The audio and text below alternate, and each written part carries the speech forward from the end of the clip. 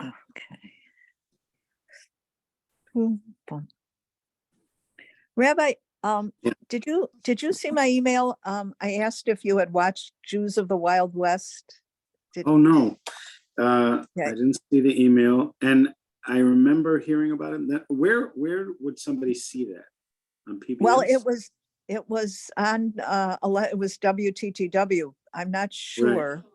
Let me just see here. The reason I asked you is because there was a huge section on Colorado and Denver.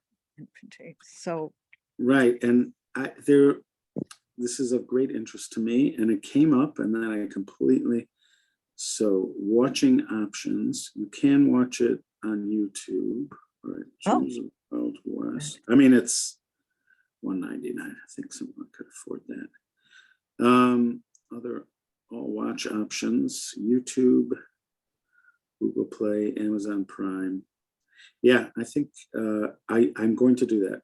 I very much want to. There was a period of time where I was doing research on my family, and there's this family. They're still there. There's this family, Heller, that still live in Denver. There's a guy, Dovey Heller. His sister, I've met him, his sister, and his brother. His brother lived in New Jersey for a while. I don't know if he moved back to Denver. His sister lives in Denver, and he lives in Denver. Every time I go to Denver, I see Dovey Heller. So he's in his upper 70s, I think. But what makes them remarkable is that their father did not have children until his 70s. So his father was married for like 40 years. They didn't have children. And then he got married around 70 to another lady and had I think 3 or 4 kids.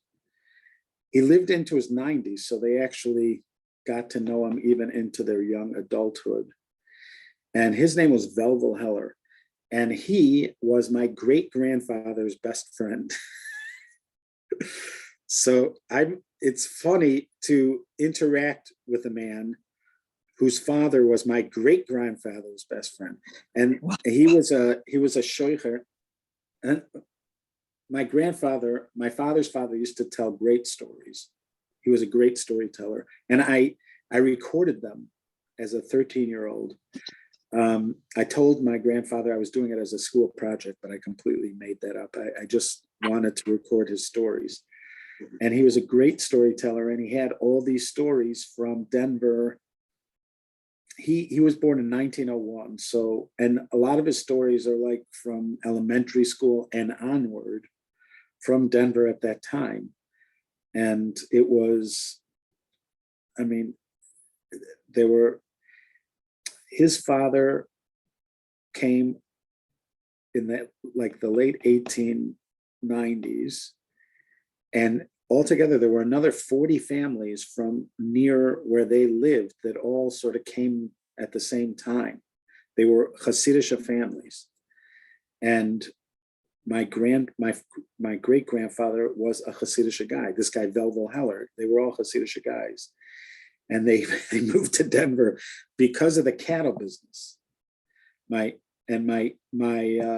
great grandfather was in the cattle business in the town was called Rotna. It was in Belarus, and then so they came to Colorado to be in the cattle business, and they had a ranch in Boulder, and they would be out there during the week. The wives would come up for Shabbos. They'd bring, the food and everything, and they'd all have they'd be up there for Shabbos.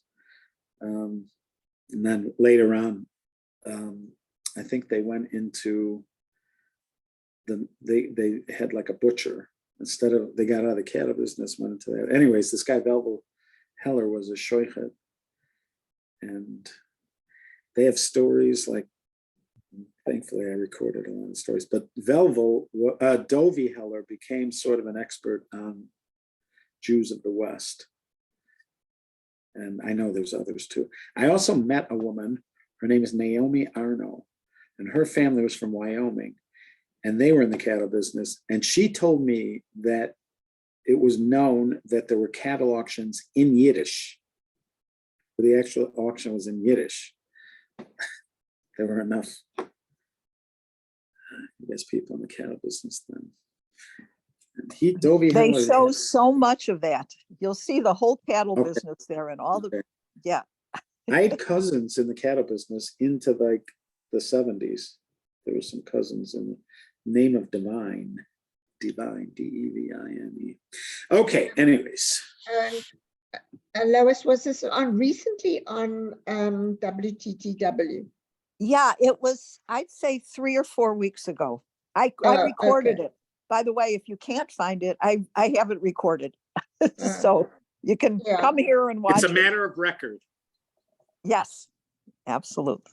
Well, sometimes I can go onto Passport because I don't have a TV anymore. I just have Wi-Fi, so I watch everything on my computer.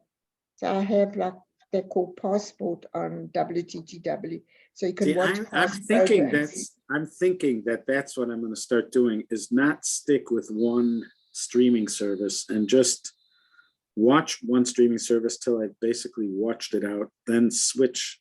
And PBS is one of the ones that I would switch to for a while because they've got stuff on there.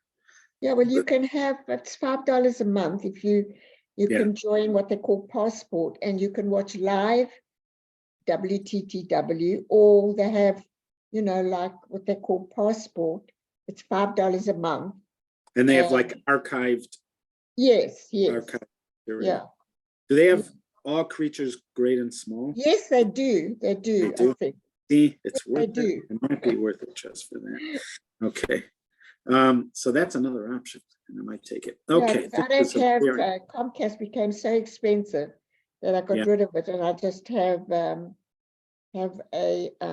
Wi-Fi which costs me $50 a month.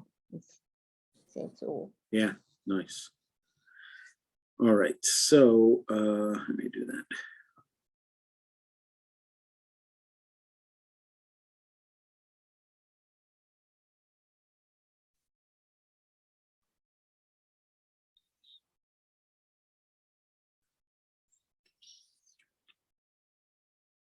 So we were going through various sacrifices. These are not your everyday offerings. These are offering that for the most part are brought by individuals. And so the Rambam is counting the sacrifice itself as a mitzvah.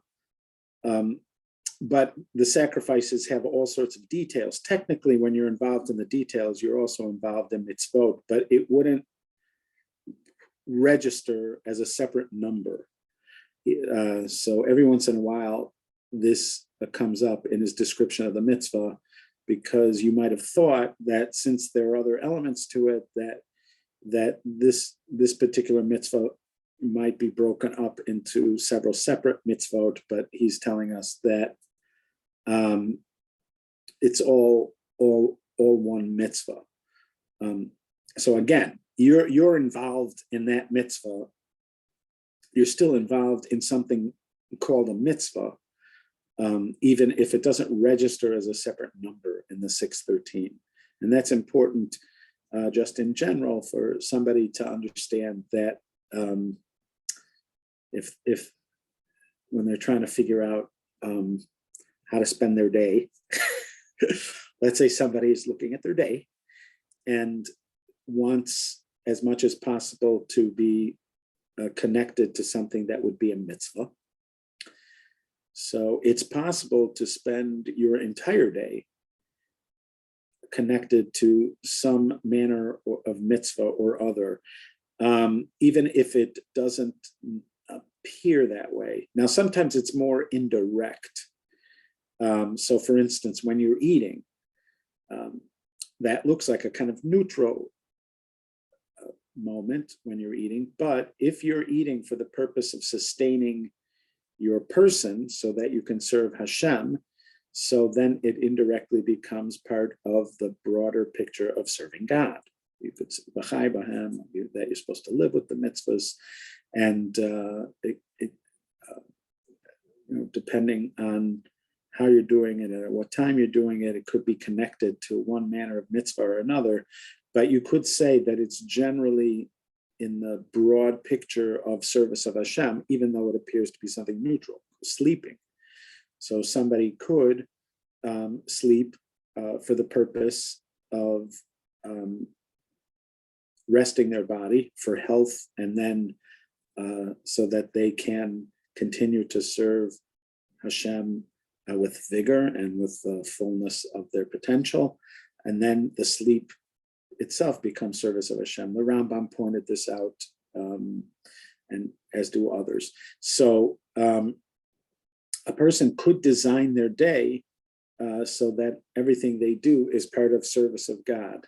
Remember, Rabbi Cardoza beautifully characterized a mitzvah as an opportunity to have intimate bond with God, like a moment of intimate connection with God. And so if somebody desired to be connected with God at all moments, you could design a schedule like that. You'd have to have obviously discipline to always be doing it, for that purpose, but you could design it.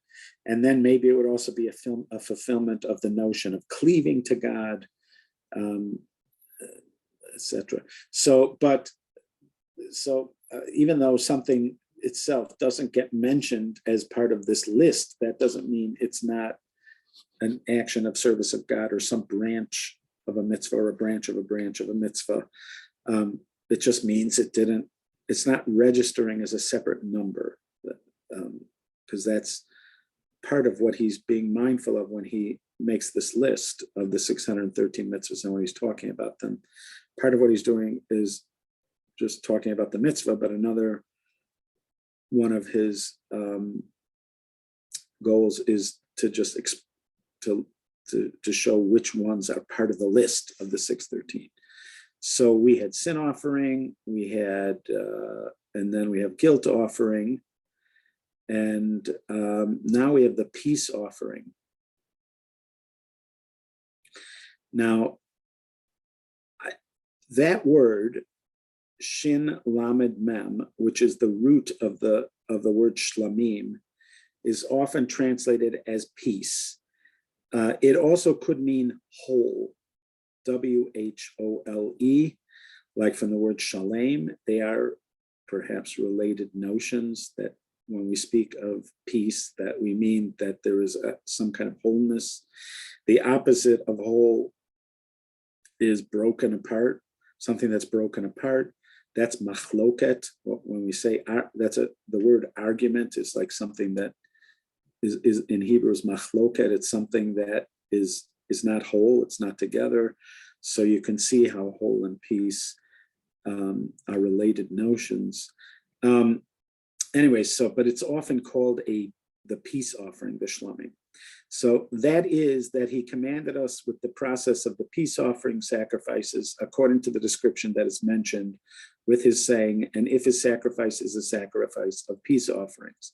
And he said further, with the completion of the process, and this is the law of the sacrifice of the peace offerings, if he offers it for Thanksgiving, Leviticus 7:11-12.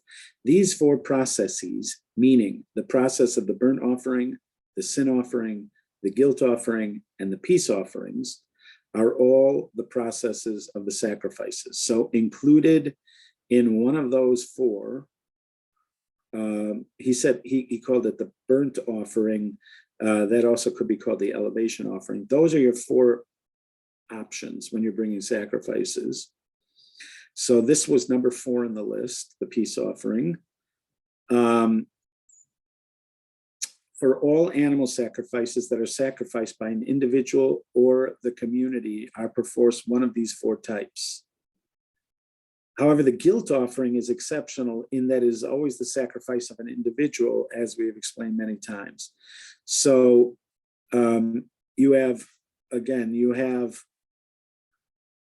the burnt offering, which could also be called the elevation offering. So for instance, the everyday offering, the tummy, the morning offering and the afternoon one, those are burnt offerings. Then you have the sin offering, which now both of these, he's saying, could be either individual or communal. So there are times when the community brings the elevation or burnt offering, like I said, the tamid in the morning and the afternoon, but there's also times when an individual, for instance, when you come at a pilgrimage festival, one of the offerings you bring is called olas re'iyah, which is an elevation offering for being seen. That's an individual one. Also, sin offerings, you have the sin offering of an individual, but you also have the sin offering of the community. So a sin offering of an individual would be whenever an individual has transgressed a sin that has karet penalty by accident. And when we say by accident, it means, one of the classic cases is you had meat that had the forbidden fat on it, and the fat had not been removed. And the person didn't realize that and ate the meat. So that person would bring a sin offering. That's an individual sin offering. There's also a communal sin offering that is brought, for instance, on Rosh Chodesh. Every Rosh Chodesh, there is a communal sin offering that's part of the offerings that are brought. And then the guilt offering, he says, as an exception, the guilt offering is only for individuals. We mentioned that there are several cases where you'd bring one of those, and then there's the peace offering, the shlamim. Now, the peace offering, an example of something that is a peace offering is, like you mentioned, a Thanksgiving offering. So let's say you had a scenario where you survived some kind of dangerous moment, and you're just grateful to God because you survived. Let's say you were at sea and the boat almost sank, or something like that. So there are 4 classic cases where you would bring a Thanksgiving offering, but you could also decide to bring one on your own. But let's say you survived some kind of calamity, so you would bring this Thanksgiving offering. The Thanksgiving offering is a type of peace offering. And what separates peace offering from the other offerings is that part of it is brought on the altar, part of it is eaten by the Kohanim, and then part of it is taken to a place wherever the family is staying in Jerusalem and is eaten by the family. So that's what's unique about the peace offering, that part of it is eaten by the individuals who are bringing it. You don't have that with a sin offering. The sin offering, the Kohanim can eat it, but not the person who brought it. And the elevation offering, nobody eats it. So the peace offering, the family eats it. Another example of a peace offering is the Korban Pesach, the Pesach offering.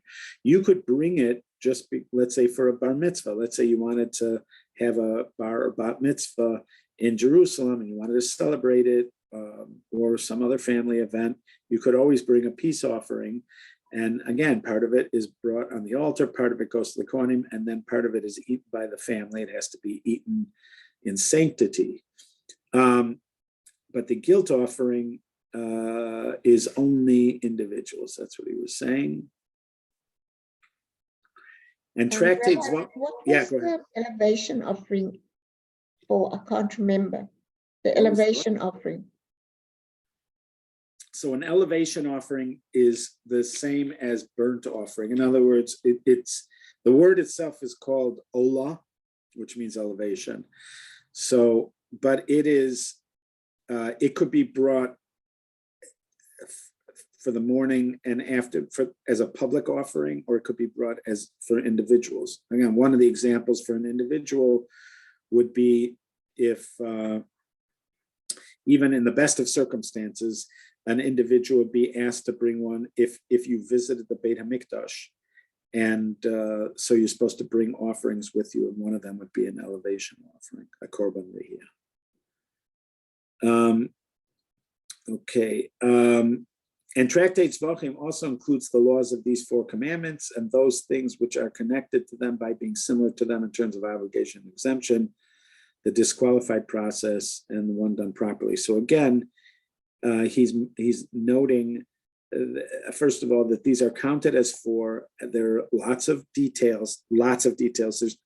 There's an entire tractate devoted to this, and it's a big tractate devoted to the details of the sacrificial laws, besides the fact that almost every tractate has some discussion of it. Okay. Now we're moving off of animal offerings, and we're moving to vegetable offerings, or plant-based, we'll call it, plant-based offerings. So we have mincha al machvat. That is, he commanded us with the process of the meal offering sacrifices. Sorry, I'm gonna start here. He commanded us with the process of the meal offering sacrifices. So this means they are from grain. Almost all of them are from wheat. When he says meal offering, almost all of them are from wheat. There are 2 exceptions that are barley. One is the sota offering, which is barley, and the other one is the omer offering, which is also a barley offering. Otherwise, all the rest of them are wheat. But there are different types of these. Some are just fine flour. Some of them are actually mixed with oil. Some of them are fried. There's one that's made like sort of like a bagel, where you cook it and then fry it, I think. Let's see here, or fry and then cook. And that is may he be exalted, saying, when a person offers a sacrifice of a meal offering to the Lord, and if your meal offering is on the griddle, and if your meal offering is in a deep pan, so you have deep dish. That's a Chicago, special Chicago mincha. And he said with the completion of the process, and that is the law of the meal offering, and the regulations of the commandment, and most of its content is explained in Tractate Menachos. So you really do have something similar to pancakes. You have something. You have some that where I guess you can make it into almost anything. You have a flour mixed with oil, and then you have a choice. You could make it into something like bread. They are not supposed to make chametz in the Beit HaMikdash, but you could have bread. It just wouldn't be chametz. You'd have to make it more like lafa or naan bread. And the regulations of this commandment and most of its content is explained in Tractate Menachos. That's a whole separate tractate. And again, there are other non-animal elements that are offered on the altar, and they include wood. So you have the wood that's burning on the altar there, but the wood itself could have some element of an offering. Somebody could ask to bring the wood or donate wood. There were families that did that for the Beit HaMikdash, and that has an offering kind of element to it. And then there is the incense. He's going to at some point talk about the incense. They are non-animal based, they're plant-based. There are also oil and wine are also depending on the offering are poured onto the altar. They have several separate places where they're specifically poured, so that's not poured necessarily on the fire, but they are offered on the altar, and they are also plant-based. All right, now there is another kind of category of offering. This is like a sin offering. It's sort of like a sin offering, but it's brought on behalf of a group. So this one is that he commanded us that the court should offer a sacrifice if they erred in a directive. So this is if the court, let's say it's the Sanhedrin, issued a directive. They told the people to do something, and then it ends up that what they asked them to do, let's say, actually involved idolatry. So let's say the court ruled that you were allowed to bow down to a particular object because they said that this object isn't an idol. And therefore, I'll give you an example of something in this ballpark. There's a book called The Jew and the Lotus. It's an excellent book. It's one of my favorite books by Roger Kamenetz about a group of Jews who were invited to meet with the Dalai Lama. I don't know what year this was.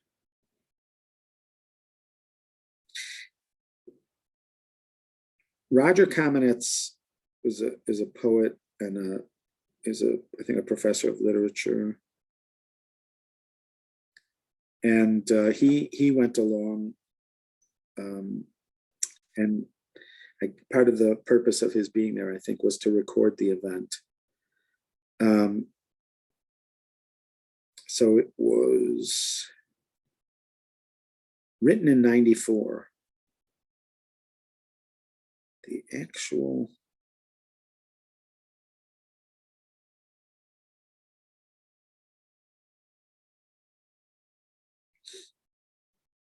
so obviously the event happened before then, a year or two before then.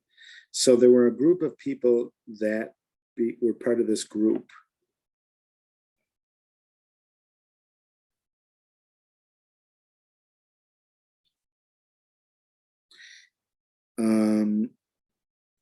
Amongst them were Yitz and Blue Greenberg, who are Orthodox. And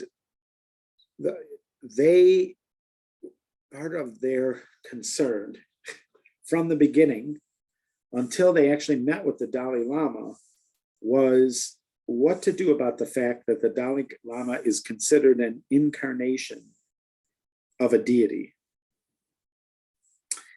Not just an incarnation of some previous Dalai Lama, but also an incarnation of a deity.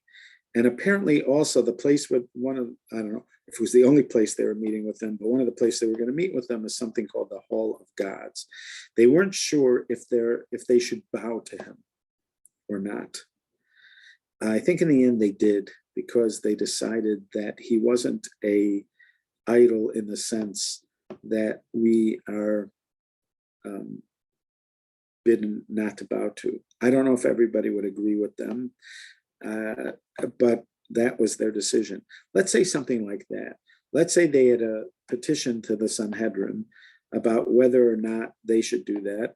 And the Sanhedrin said that the group could do that. And then after they had done it, the Sanhedrin reconsidered and decided it was a mistake. So now the Sanhedrin has given a mistaken ruling. And if the Jewish people had, based on their mistaken ruling, had transgressed something like idolatry, so the Sanhedrin itself has to atone, as it were. So this is a kind of atonement. It's an atonement for the people who erred, but also for the court. So that's what this is. That is, he commanded us that the court should offer a sacrifice if they erred in a directive. And that is his, may he be exalted, saying, and if the whole community of Israel has erred And the regulations of this commandment have already been explained in Tractate Horiot and Zvachim, see Parshat Vayikra, Mishnah Torah, offerings for unintentional transgressions. So this is a special kind of offering. All right, now he is mentioning another offering for a mistake. Now, it looks like this is the same problem. This is part of that earlier category, but he says, that is that he commanded us that anyone who erred in a sin and is an individual should offer a sin offering sacrifice. And that is his may be exalted saying, and if a person sins in error. And that is a fixed sin offering, meaning that is always an animal sin offering. And we've already explained that sins for which we are liable for a sin offering, when inadvertent, we are liable for excision when volitional. So that means that if you had done it on purpose, it's a karet level sin, but this person did it by accident. And that is on condition that they are negative commandments and that they involve an action. So there are some kares level penalties that you could transgress or you wouldn't bring a sin offering. So for instance, the Pesach offering. The Pesach offering is a kares level penalty. If a person should have brought the Pesach offering but refused, that person has violated a kares level penalty. But since it's a positive commandment, not a negative one, you wouldn't bring a sin offering if you did it by accident. Even though it's a kares level penalty and you did it by accident, let's say, you wouldn't bring a sin offering because it's a positive commandment, not a negative one. Also, it involves not doing something as opposed to doing something. So there are two criteria. Well, there's more than two criteria. There's four criteria so far. It's a kares level penalty. It was done inadvertently. It is a negative commandment, and it involved an action.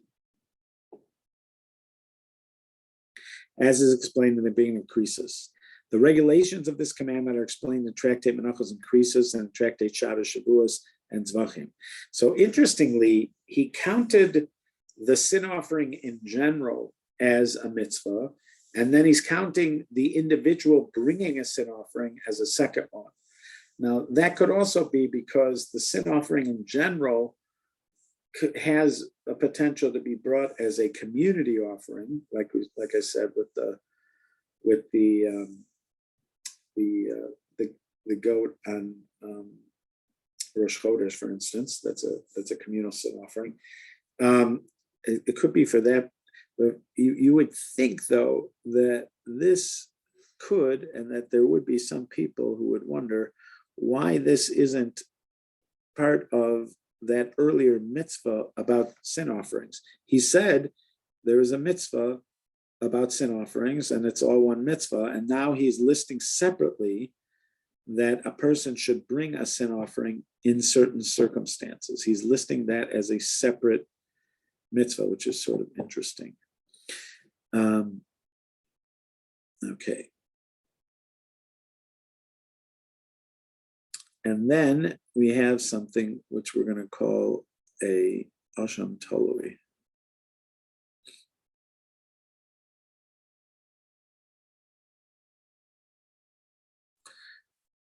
That is that he commanded us to offer a sacrifice when a doubt arises about one of the big sins for which we're liable, excision when volitional, and a fixed sin offering when inadvertent. Let's say you should bring a sin offering. So let's say that piece of meat again. The classic scenario is that piece of meat that did not have the forbidden fat removed. But if the person had inadvertently eaten that piece of meat, he would have to bring a sin offering because it's a kares level penalty. He did it inadvertently. It was a negative commandment, and he did it, and it was an action. Let's say he's not sure if he ate it. And I think we talked about this scenario not long ago.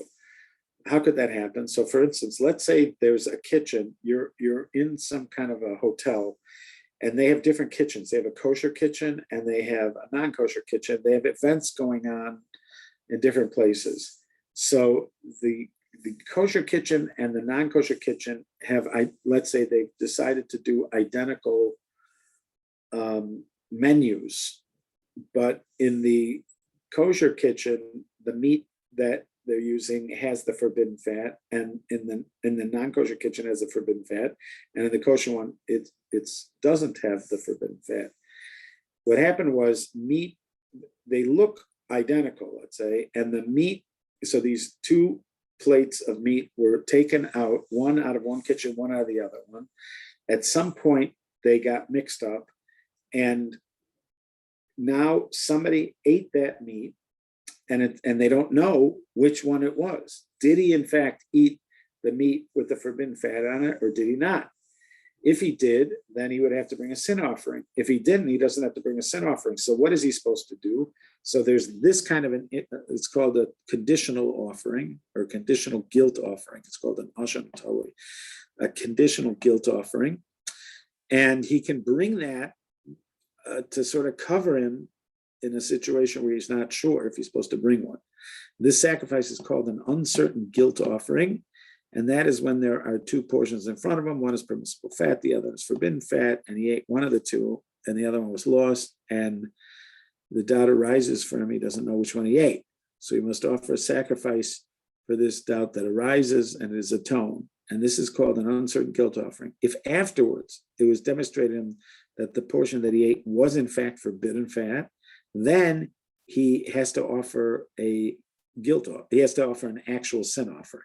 So this is not in place of a sin offering. If he finds out he actually for sure had to bring a sin offering, then he has to bring one. And the verse that appears about this sacrifice is saying in Leviticus chapter 5, and when a person sins in regard to any of the commandments, so the priest shall atone on his behalf for the error that he committed inadvertently. In this matter, the sages call he was not aware. And the regulations of this commandment have already been explained in Tractate Kritot, which deals with these kind of very serious sins. See Parshas Vayikra Mishnah Torah, offerings for unintentional transgressions. And so we end our study for today. I look forward to learning with you guys this coming Monday, Tuesday, Wednesday, and for many days after that. I'm very grateful. Have a wonderful Shabbos, and see Thank you. you. Thank you, Rabbi. Thank All you. right. Bye-bye. Take care. Bye-bye.